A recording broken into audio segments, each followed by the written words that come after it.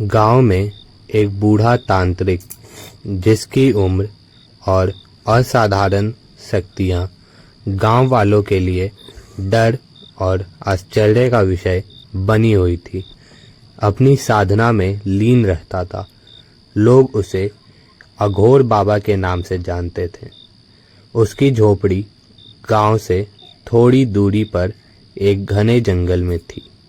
बाबा अघोर के बारे में कहा जाता था कि वो आत्माओं को बुला सकते थे और यहाँ तक कि मृतकों को जिंदा भी कर सकते हैं।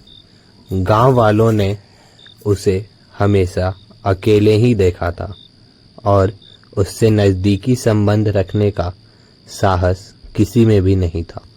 जो भी उसके पास किसी समस्या के हल के लिए जाता, वापस लौटने के बाद उसकी जिंदगी में अजीब घटनाएं घटने लगती। कई लोग उसे अभिशाप मानते थे और कई लोग उसकी पूजा करते थे। एक दिन गांव में एक नई समस्या आ गई। बच्चों का गायब होना और हर पूर्णिमा की रात गांव के किसी न किसी घर से एक बच्चा लापता हो जाता। यह सिलसिला लगातार चलता रहा और गांव में अफवाहें फैलने लगी कि अघोर बाबा ही इन गायबियों के पीछे हैं। लेकिन कोई भी खुलकर बाबा का खिलाफ जाने की हिम्मत नहीं जुटा पाता था। एक रात गांव के सबसे साहसी युवक करण ने बाबा के रहस्यमयी जंगल में जाने का निश्चय किया। उसने अपनी माँ से वादा किया कि वो अघोर बाबा के पीछे का सच का पता लगाएगा।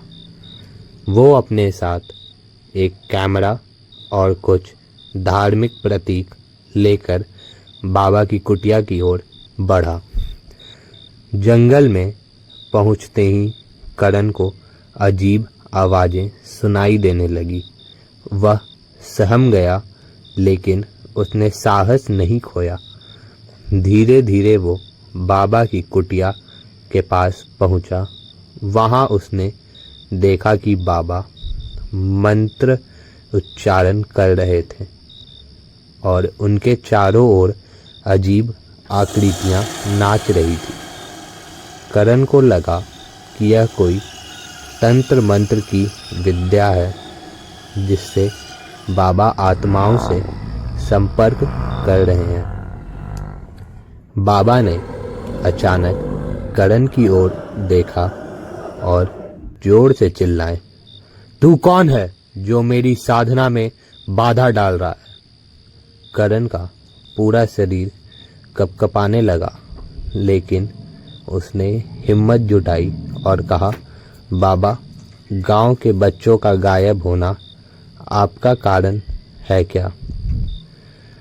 इस सवाल पर बाबा हंसे और बोले, "हाँ, वो बच्चे मेरी साधना के लिए बलि चढ़ाए जा रहे हैं और अगली पूर्णिमा को तुम भी उनमें शामिल हो जाओगे।"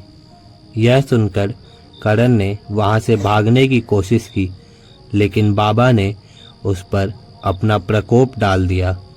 करण की आंखों के सामने अजीबोगरीब दृश्य आने लगे और वो अचेत होकर गिर पड़ा। अगले दिन गांव वालों को करण की लाश बाबा की कुटिया के बाहर मिली। इस घटना के बाद गांव वाले एकत्र हुए और उन्होंने फैसला किया कि बाबा को गांव से निकाल दिया जाएगा। लेकिन बाबा का प्रभाव इतना गहरा था कि उनकी शक्ति के आगे कोई भी कुछ कर पाने में असमर्थ था। आखिरकार एक रात गांव के कुछ साहसी व्यक्तियों ने तांत्रिक की कुटिया में आग लगा दी। जंगल में आग की लपटों के साथ तांत्रिक का क्रोध भी जल उठा, लेकिन उसका प्रकोप वहां के हर व्यक्ति की आत्मा में बस गया। कहते हैं कि आज भी उस जंगल में अघोर बाबा की आत्मा भटकती है और हर पूर्णिमा की रात वहां से चीखों की आवाज़ सुनाई देती है।